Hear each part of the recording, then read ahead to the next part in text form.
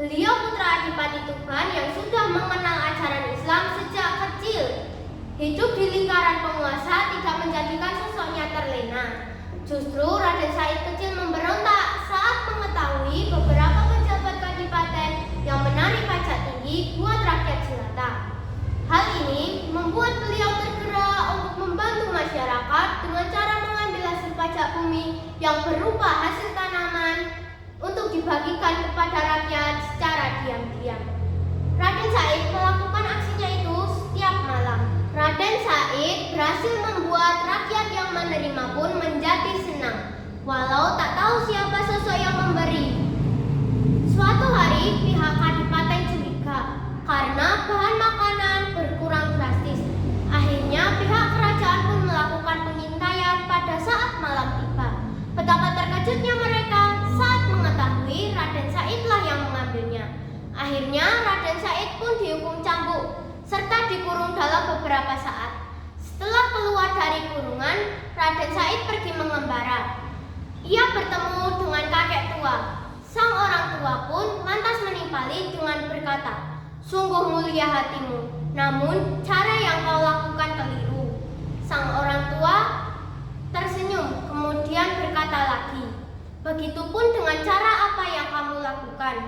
Allah Subhanahu wa Ta'ala adalah zat yang baik, hanya menerima amal dari barang yang baik atau halal." Raden Said mendengar hal itu lantas termenung. Ia merasa bahwa pria tua tersebut bukanlah manusia biasa. Benar saja, ternyata pria parubaya itu merupakan sosok Sunan Bonang. Ia yang kagum lantas mengejar Sunan Bonang sampai tepian kali. Raden Said memohon kepada sang pria tua untuk menjadikannya murid. Mendengar hal itu, Sunan Bonang memberikan Raden Said sebuah ujian apabila benar-benar ingin menjadi muridnya. Beliau mengeluarkan dan menancapkan tongkat yang menjadi salah satu karamahnya itu di pinggir kali. Lantas Sunan Bonang memerintahkan Raden Said untuk menjaga tongkat tersebut sampai ia kembali. Raden Said pun langsung melaksanakan syarat tersebut dan duduk di tepi kali dengan menjaga tongkat tersebut. Sementara Sunan Bonang pergi meninggalkan Raden Said dengan berjalan di atas air tanpa sedikit pun terkena percikan air. Sementara Raden Said meneruskan perintah Sunan Bonang untuk menjaga tongkat tersebut sampai ia kembali. Ia yang mulai bosan lantas berdoa kepada Allah Subhanahu wa Ta'ala untuk memintanya tertidur layaknya pemuda di Gua Kafi pada zaman Rasulullah SAW dahulu. Doa tersebut pun dijabah oleh Allah.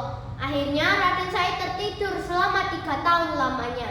Selama itu Sunan Bonang baru kembali.